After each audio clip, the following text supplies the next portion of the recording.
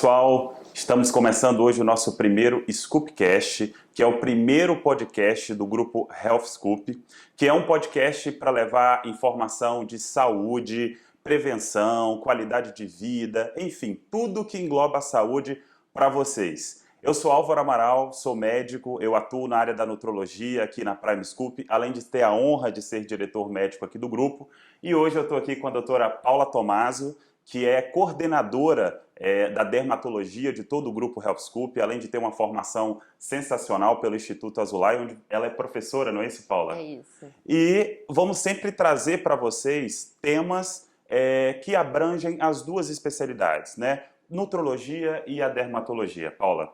E a maioria das pessoas que me procuram na nutrologia é em busca sempre de um emagrecimento, né? Um emagrecimento saudável, pessoas que estão com sobrepeso ou que têm algum grau de obesidade, principalmente depois dessa época de pandemia, né, onde as pessoas tiveram um ganho de peso muito grande. E uma das grandes preocupações, Paula, dessas pessoas é que quando elas começam a perder muito peso, né, a primeira pergunta que me fazem é: doutor, e como é que fica essa questão da flacidez, né? Vou perder 10, 20 quilos, será que eu não vou ficar muito flácida? E minha primeira orientação para eles é o seguinte: se você começa esse processo, né, de emagrecimento, eu sempre peço para que não fique apenas em exercícios aeróbicos, mas que façam também a musculação, né? Para que quando perder esse tecido de gordura, possa ser preenchido ali por um tecido muscular, até para dar sustentação da pele. Isso realmente acontece, Paula? Quando você começa a perder peso, perder gordura, a pele tende a ficar mais flácida mesmo? Então, Álvaro, primeiramente eu queria agradecer, é uma honra abrir esse quadro aqui com você. Falar das nossas especialidades, acho que é sempre um prazer, né? Sim. De temas que são do nosso cotidiano, e aqui no grupo, como a gente tem sempre essa troca entre colegas, isso é uma coisa que vem acontecendo cada vez mais. Exatamente. E sim, a ideia de trocar tecido adiposo por tecido muscular é muito linda na prática, né? Mas a gente sabe que o tecido de gordura ele tem muito mais volume, né, do que o tecido muscular. Provoca uma distensão na pele, então no momento em que você está no sobrepeso, na obesidade, você tem aquela distensão da pele. E a gente precisa entender que a flacidez ela vai acontecer naturalmente. Uhum. Porque quando a gente prega por qualidade de vida, boa alimentação, a prática de exercício, a gente está fornecendo para o nosso organismo a melhor forma, digamos assim, de homeostase, mas aquela distensão da pele, aquele rompimento de fibra, quando a gente está além do peso, ele acontece e, invariavelmente, quando se emagrece, vai existir algum grau de flacidez. Sim. E quando a gente substitui aquilo por tecido muscular, obviamente isso diminui, com certeza você tem toda a razão. Ou seja, é importante então a musculação. Sempre, né? sempre. A musculação deveria estar, né, entre os itens como escovar o dente, né? Exatamente. Mas algum grau de flacidez vai acontecer. Como é que eu costumo abordar um paciente que está perdendo muito peso, que está nesse processo? Existem, a gente consegue classificar eles entre flacidez intensa, moderada, só que a ideia é que você não precisa esperar a flacidez se implementar para começar a tratar. Os tratamentos que envolvem estímulo de colágeno para aumentar as fibras ali naquela região e melhorar a sustentação da pele, eles levam um tempo para agir. Então, se a paciente entra ou o paciente entra num processo de emagrecimento, vale a pena começar a tratar de modo a prevenir. Exatamente essa era a pergunta. Era exatamente essa pergunta que eu ia fazer para a doutora Paula, mas você antecipou muito bem, Paula, porque realmente tem tudo a ver. Eu acho até interessante a gente mostrar o que é volume de gordura. Daqui, produção. Vou pegar aqui, ó. Isso, só para vocês terem uma noção, isso aqui equivale a 1 quilo de gordura, né? Então, olha o volume como é grande. Às vezes o paciente ele vai no consultório comigo e quando eu falo assim, você perdeu 1 quilo nesse período. Ah, foi muito pouco. E não é pouco, né? É muita coisa. Agora, imagina um paciente que emagrece 10, 15, 20 quilos, então ele realmente acaba tendo muita flacidez.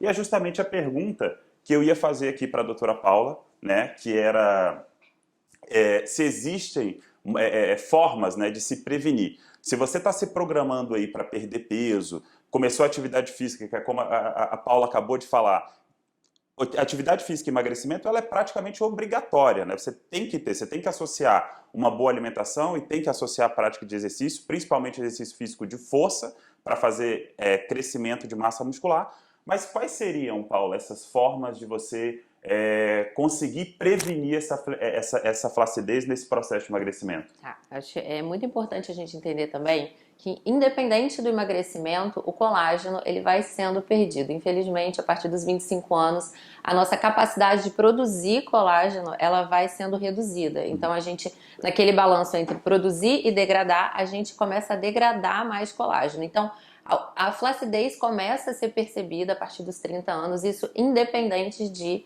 emagrecimento. Quando você soma o processo do emagrecimento, onde você tem toda essa distensão dessa pele, que se distende por conta do volume, e aí depois do emagrecimento ela retrai, então você teve dois problemas, você teve um rompimento de fibra porque estirou, Sim. e você teve a degradação que é natural do colágeno. Então, independente de qualquer coisa, estimular o colágeno a partir dos 30 anos, independente de flacidez, é sempre uma boa estratégia. E aí, como fazer isso é obviamente que é muito individualizado. O tipo de procedimento que a gente vai usar para estimular o colágeno vai ser muito individualizado. Mas num contexto onde você está degradando mais colágeno e também emagreceu, ou está em processo de emagrecimento, sim, existem os tratamentos que são mais preventivos. E muitas vezes as pacientes me perguntam, Paula, é melhor esperar eu emagrecer tudo para começar a tratar? De forma alguma. Entendi. Os tratamentos para estimular colágeno, a gente dá um prazo de aproximadamente 3 meses para eles entregarem o resultado. Então, é totalmente...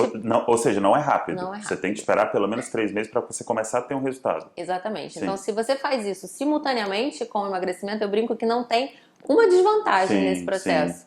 Você começa a fazer, então, no momento em que você ainda tem um volume ali naquela região, e quando você começa a perder o peso, diminuir o volume daquela área, a pele já está estimulada. Sim. Então, simultaneamente, eu considero o melhor dos mundos, o que não é muito a prática, porque geralmente as pessoas começam a se incomodar quando a flacidez ela fica mais evidente. Mais evidente, sim. Mas sim, existem essas formas de prevenir, e esse é o meio que eu mais gosto de Entendi. trabalhar. Aproveitando aqui que entramos nesse assunto,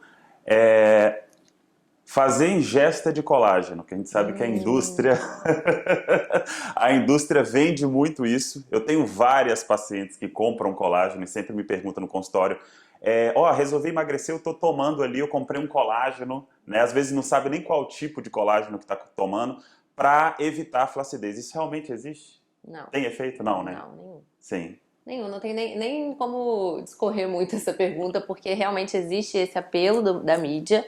O colágeno é, de fato, né, um nutriente, um suplemento importante para a saúde intestinal. Sim, sim. Bom, não vou A entrar articulação, né, que você pode, articular. principalmente o colágeno tipo 2, mas corrija se eu estiver errado, tá, Paula? O que eu sempre falo com meus pacientes, é uma proteína. Você vai ingerir ele vai degradar no estômago e se transforma em aminoácido e pode formar proteína em qualquer lugar do corpo, né? Não necessariamente ele vai constituir a pele e vai melhorar a pele. Ou seja, pessoal, mito isso, tá? Essa questão de você ingerir colágeno para melhorar a flacidez da pele não existe, correto? Correto. O que não é verdade, uma vez que, na verdade, assim, a única exceção que existe para ingesta de colágeno, na minha opinião, é quando o paciente vai se submeter a um procedimento para estimular o colágeno. E aí, naquele contexto, se ele suplementar o colágeno, que pra gente tem absorção via enterócito para a pele, que por si só já é meio forçado, mas enfim. Sim. Porque você aumenta o aporte daquela substância que você quer produzir. Então, você fez um bioestimulador de colágeno, você, por algum tempo, faz essa suplementação para ajudar no resultado final. Mas suplementar de forma preventiva, junto com a alimentação, não tem a menor relevância, é muita gastação de dinheiro. Esse é um tema que todo congresso que eu vou de nutrologia, ele sempre está ali na discussão, né? Colágeno funciona ou não? Eu acredito que na dermatologia deve ser a mesma coisa e a gente sabe que não funciona, né? Essa questão da flacidez, aí você falou que existem vários tratamentos, você pode citar quais máquinas que existem para que possa melhorar? Como é que funciona exatamente esse procedimento? Você injeta algum colágeno local, você aplica? Como é que isso funciona, de fato? Então, a gente pode dividir os estimuladores de colágeno entre tecnologias, onde hoje o principal, o carro-chefe é o ultrassom microfocado, que vai fazer pontos de coagulação nas camadas mais profundas. É como se ele fosse assim um eletrocautério, só que via ultrassom. Ele faz vários pontos de coagulação, desde a camada muscular até a camada mais superficial. E esses pontos, eles vão fazer a retração de tecido. São agulhinhas? Só o pessoal de casa para entender. Pois é via ultrassom. Você tem um transdutor igual um ultrassom de imagem. Não dói, Não dói. Tá. Não dói. Não dói, pessoal. Isso é importante. Em algumas áreas. Porque quanto mais superficial, a gente tem mais o componente do tecido nervoso ali, então Sim. tem nervinhos passando ali, então em alguns pontos dói, mas não é um limitador digamos assim, da aplicação Da da aplicação, tecnologia. Eu não tenho ninguém que não aguente fazer, Entendi. mas a gente tem mecanismos de usar anestésico tópico, colocar um gelinho na sequência, Perfeito. tem formas de E você pode dar fazer mais em face, conforto. pescoço, quais as regiões, assim? Praticamente a gente pode fazer em Em tudo, tudo. Não tá? existe uma restrição, Não assim. existe. Existem algumas áreas, como por exemplo em cima da tireoide, é uma área que a gente não Perfeito. pode fazer, mas assim, praticamente a gente pode fazer ultrassom microfocado em todo o corpo. Perfeito. Então, essa seria uma forma de estimular o colágeno via tecnologia. E aí hoje a gente tem várias marcas no mercado, a gente usa aqui no grupo uma consagrada. E aí o número de sessões, a forma de aplicação, tudo isso é individualizado. A pessoa está sentindo mais flacidez nos braços, a gente tem um protocolo para flacidez de braço. Está sentindo mais no interno de coxa, existe o protocolo para flacidez de interno de coxa. É bem individualizado porque a pele dessas regiões é muito diferente. Então, uma pele do abdômen é muito diferente de uma pele do interno da coxa, por exemplo. Então, a forma de abordar varia, o número de sessões, os intervalos. E a segunda forma é o estimulador injetável, bioestimulador de colágeno. Existem também substâncias consagradas no mercado. E o que os bioestimuladores fazem é estimular de fato ali o fibroblasto. Tá? Então ele vai estimular a célula a produzir mais colágeno e elastina. E no final do tratamento, isso está muito comprovado cientificamente com vários formatos de artigo, vários papers e várias, enfim, já está, digamos assim, Consagrado. que você aumenta o número, a concentração, né, o número e a espessura dessas fibras de colágeno. A gente forma um colágeno mais gordo ali naquela região, Sim, mais entendi. espesso. Sim. Que a gente brinca que é tipo a bochecha do neném. Você Sim. tenta beliscar a pele não solta, ela vem Entendi. mais Fica mais espessa, firme mesmo, mais firme, rígido, né? mais firme. Que é o intuito Sempre o objetivo. E aí, dependendo da área onde está a flacidez, a gente tem a aplicação e os vetores. Então, se você quer, por exemplo, para umbigo triste, a gente tem a aplicação com os vetores que a gente Que é quer aquele umbigozinho subir. mais caído, né? Que é o umbigozinho, que é um clássico. Acho que todo mundo que está perdendo Sim. peso Fica, sente um pouco daquela pele acima do umbigo. Eu vejo isso muito no consultório. Porque aí você acaba perdendo gordura e fica aquele umbigo assim mais caído, Tem de fato. tratamento. Existe fio de Exatamente. sustentação corporal, existe uma Ou seja, existe uma universo, gama de coisas que você pode Sim. realizar, né? Tanto de forma preventiva como de forma mais curativa. Perfeito. Assim. Paulo, deixa eu trazer uma curiosidade aqui. Um procedimento que eu costumo indicar para os meus pacientes, que é o CoolSculpting, né? Que é um tratamento aí que está em voga, todo mundo vem falando, que é o congelamento da gordura, né? E a gente sabe que é um equipamento muito confiável, foi desenvolvido em Harvard e busca trazer bons resultados, né? De reduzir até 30% da gordura corporal.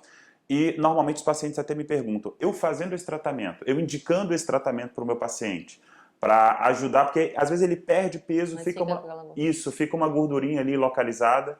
É importante associar um tratamento também para tratamento da flacidez junto com o CoolSculpting? Olha só, esse seria, Álvaro, o mundo ideal. Então você faz o CoolSculpting, logo na sequência a gente faz o estímulo de colágeno. Mas assim, eu costumo dizer também que a gente não precisa ficar antecipando tudo.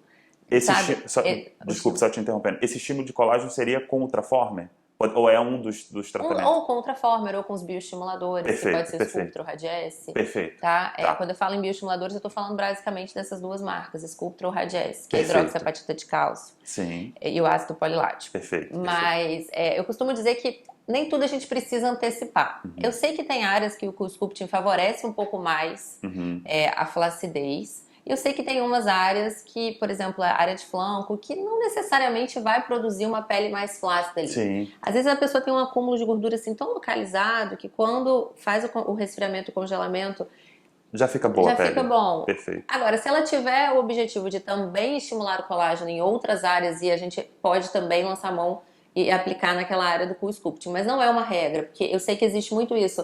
Mas o CoolSculpting deixa a pele muito flácida. Não é uma regra. Depende da pele, depende da área. Tem áreas que a gente já consegue prever e falar, não, realmente aqui pode sobrar um excessozinho, é melhor já começar a tratar. Mas tem áreas que eu não vejo necessidade. Eu acho que tudo em tratamento estético, né, Paula, é isso. Isso depende muito do resultado de cada um. Porque às vezes sua amiga fez, seu amigo fez, fala, vou fazer porque vai ficar igual. Então nem sempre a resposta vai ser a mesma. A gente sempre busca ter uma resposta muito parecida, né? De um resultado de sucesso, mas nem sempre vai ser igual, né? Eu costumo dizer que os protocolos, eles são um norte.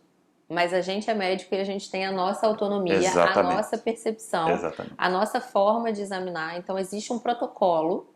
Como eu falei, tem um protocolo para flacidez do braço, mas eu tenho que ver a idade do paciente, se ela se expõe ao sol, todos os fatores que envolvem aquela flacidez, se ela está fazendo musculação, se ela... E aí pode ser que eu até entre no protocolo com ela, mas ao invés de associar 3 sessões de bioestimulador, eu vou querer Sim. colocar o Ultraformer no meio. Então, assim, ele é um norte, mas individualizar para mim é sempre a Sim. palavra de ordem. Ou seja, pessoal, o ideal é sempre ir na dermatologista, né?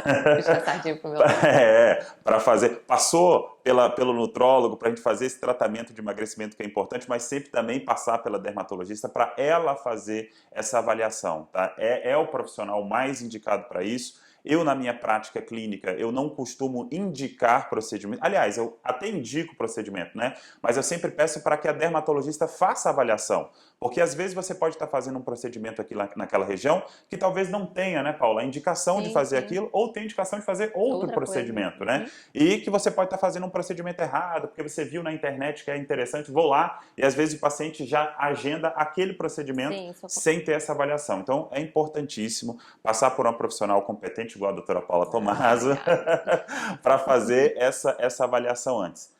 Paula, você falou muito bem aí em relação a todos os tratamentos que existem nesse processo de perda de peso, que pode ser iniciado antes ou durante o processo para ter esse cuidado com o colágeno, com a pele. Mas qual é o limite disso? Sim. Existe um limite, tipo, ó, a partir disso aqui, a gente não consegue resolver com nenhum procedimento dermatológico, ou com nenhuma outra máquina que a gente tem moderno da dermatologia, e eu tenho que partir para a cirurgia. Sim. Qual seria esse limite? Quando é que eu vou indicar para a cirurgia? Quando é que eu vou fazer esse tratamento dermatológico? Esse é um limite difícil de estabelecer, porque é natural, é comum que chegue para mim pacientes que não querem se submeter à cirurgia. Perfeito. Que fala assim, Paula, eu não quero ir a centro cirúrgico, seja até um paciente pós-bariátrico que passou por todo o trauma da cirurgia ou no emagrecimento expressivo. Se o paciente chega para mim dizendo isso, Paula, eu não quero ir a centro cirúrgico de jeito nenhum, como acontece com alguma frequência. Sim. Aí a gente vai elaborar um plano de tratamento para abordar as áreas onde a flacidez fica mais estigmatizada, onde o paciente se incomoda mais.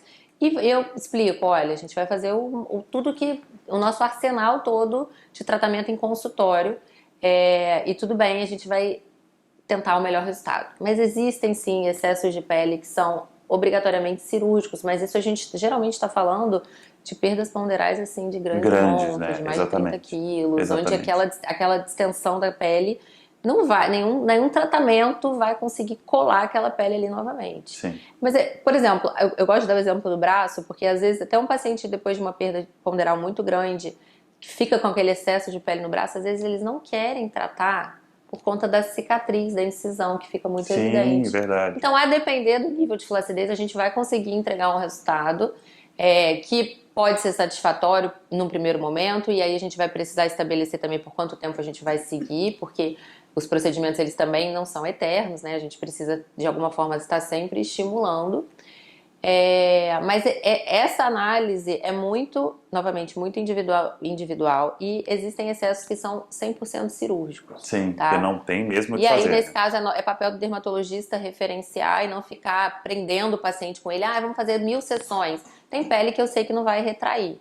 Mas isso é mais comum ou mais esperado dessas perdas assim de grande monta, de acima de 30 E existe também situações onde o paciente pode fazer o procedimento cirúrgico e depois ele retorna para um tratamento dermatológico. Sim.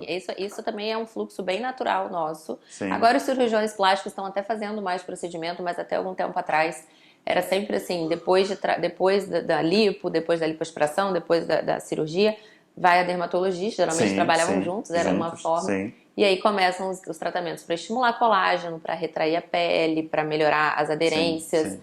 Então, sim, ainda que feita uma cirurgia plástica, o acompanhamento com o dermatologista é sempre importante porque a gente nunca consegue abordar tudo que incomoda. Exatamente, e aí vai exatamente. sempre ficar alguma coisinha. Eu tô começando a entrar nesse triângulo também, tá, pessoal? Que eu acho muito importante. Você tem um nutrólogo que te ajuda nesse processo de emagrecimento, que é importante. Você tem um cirurgião plástico quando ele tem que entrar ali nesse circuito, né? para, enfim, melhorar a autoestima da paciente, fazendo cirurgia em regiões que incomodam e que só emagrecendo você não consegue. Entra dermatologista para fazer o tratamento, principalmente da flacidez ou pós-cirúrgico. E é importante manter esse emagrecimento também, né? Porque você perder peso e confiar que só a cirurgia plástica ela vai ser o grande salvador, isso não existe, né? Você tem que... aqui na Prime Scoop, por exemplo, eu trabalho muito com o Dr. Luiz Felipe Reis, que é um dos nossos cirurgiões plásticos, você também recebe pacientes dele, e normalmente a gente começa a fazer o preparo desses pacientes antes, né? Sim. A gente começa a mudar o mindset dele, para que ele comece a se exercitar, a melhorar a alimentação, a fazer uma suplementação quando há alguma indicação de fato real, clínica, para que ele cuide da saúde, faça a cirurgia, cuide também da pele, para que esse resultado também se mantenha, né? Porque não adianta você fazer o procedimento e não se cuidar, não se alimentar bem, não fazer atividade física, que você não vai ter um resultado aí prolongado, porque tudo pode voltar, né? Como tudo na vida, né? Exatamente, exatamente. Como tudo na vida, a disciplina, e assim, às vezes as pessoas já entram para o procedimento pensando assim, Paula, quando que eu tenho que fazer de novo?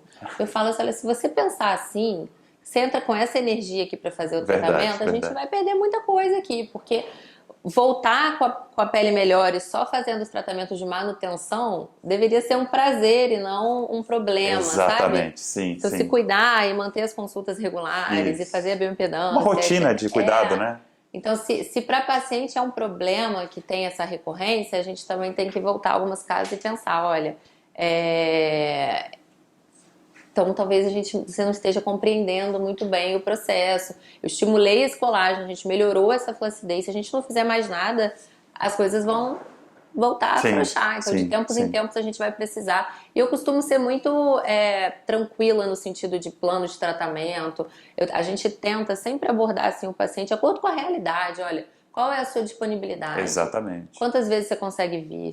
Né, assim, qual o intervalo? Quer casar mais procedimentos num dia só, resolver seu problema e só voltar daqui a 8 meses? Isso é possível. Você disse também até uma programação financeira do paciente, também financeira, né? principalmente financeira. Sim. Paula, não só dá pra gastar até isso. Então tá, dentro desse universo eu sugiro então que seja assim. Exatamente. Os tratamentos são inúmeros, né? A tecnologia avançou muito em relação ao cuidado com a pele. Então, ter esse cuidado, que eu acho que é uma coisa que a gente tem aqui, né, Paula?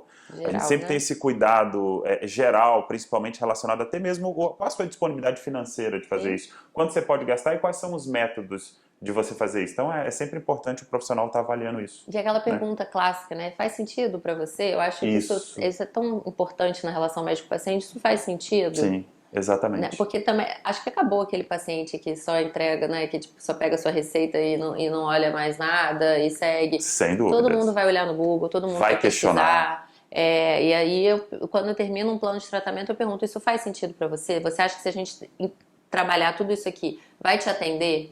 Né? Se a gente conseguir essa melhora, isso vai te deixar satisfeito? Porque se não fizer sentido para vocês, né, não faz nem pra gente. Exatamente. Porque senão esse paciente nem continua o tratamento, ele não aparece mais, exatamente. Então tem que ser uma verdadeira relação médico-paciente, uma coisa que a gente prega na medicina desde os primórdios da medicina, que às vezes foi quebrado, agora a gente tenta restabelecer essa relação, porque o médico precisa ser amigo do paciente dele e entender as necessidades, né? Dúvida. Paula, eu tenho 3 perguntas aqui que foram enviadas para o nosso podcast antes. Dá tempo, né, produção? Então, ótimo, vamos seguir. Temos 3 perguntas aqui que são perguntas de mitos e verdades que eu gostaria de fazer aqui para você. A primeira é o seguinte, só fica flácido quem emagrece muito rápido ou não? Quem emagrece devagar não vai ficar flácido? Não, é um mito. Isso é um mito? Isso é um mito. A mulher, ela tem uma tendência maior de ter mais flacidez do que o homem? Sim, tem. Pelo próprio mecanismo via estrogênio, da mesma forma que tem uma tendência maior a celulite, tem uma tendência maior a flacidez, mas eu também acho que maior acúmulo de gordura também, né? E eu acho que a gente também é mais exigente. Sim, então, não é só verdade, que a gente fica mais flácido, a gente se incomoda mais com a flacidez. Concordo com você. Agora uma outra pergunta, que é mais polêmica, que inclusive eu queria até deixar como tema para um próximo podcast, tá?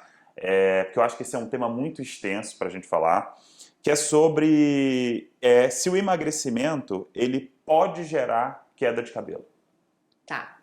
Realmente, eu acho que isso é tema para um podcast inteiro. É. Mas, assim, não é o emagrecimento, né, Sim, Álvaro? sim. São os emagrecimentos, assim, com dietas muito restritivas, Isso. com mudança completa do estilo de vida, principalmente com muita deficiência de nutriente, né? Então, Sim. uma restrição, uma dieta muito restritiva, onde o paciente fica com deficiências, obviamente vai provocar queda de cabelo. Perfeito. Tá? Mas o emagrecimento em si, não. E ousa dizer que nem toda medicação que é utilizada para emagrecimento vai provocar Vai gerar uma queda queda de cabelo, isso aí. Porque também as pessoas já ficam assim, esse remédio faz cair o cabelo. Não é uma regra também. Sim. É muito mais grave essa perda ponderal abrupta, assim, em 3 meses perdi 20 quilos porque eu fiquei fazendo jejum de 35 horas. Essas pessoas vão experimentar alguma queda de cabelo com alguma frequência. Sim, e que pode estar relacionado ao processo da perda de peso, né? Isso. Não necessariamente a medicação.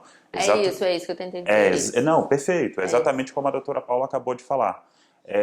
E hoje em dia essa queda de cabelo, Paula, tem sido cada vez mais frequente, tá? Sim. Até para mim, no consultório, principalmente depois da pandemia, né? Depois da Covid-19, eu tenho recebido muitas mensagens, eu tenho certeza que você como dermatologista também, e eu acho que realmente é um tema que a gente pode deixar para um próximo podcast, falar sobre queda de cabelo, tá? Esse é o tema que a gente vai trazer para vocês no próximo, tá? Então, eu quero também que vocês possam sugerir temas, tá? Envie para a gente temas que sejam interessantes para o nosso podcast, tá? Pode deixar seu comentário aí embaixo, para a gente saber e entender o que vocês querem falar na atualidade, ainda mais hoje em dia que está tendo tanta informação, e hoje nós temos uma equipe muito confiável de médicos extremamente competentes, muito bem formados, como a doutora Paula, para esclarecer, né, todas as dúvidas de vocês. Então é isso, a gente se vê no próximo podcast. Esse é o primeiro Scoopcast, né, Scoopcast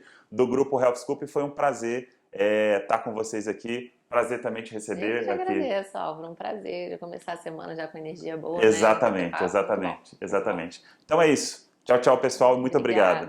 Obrigada.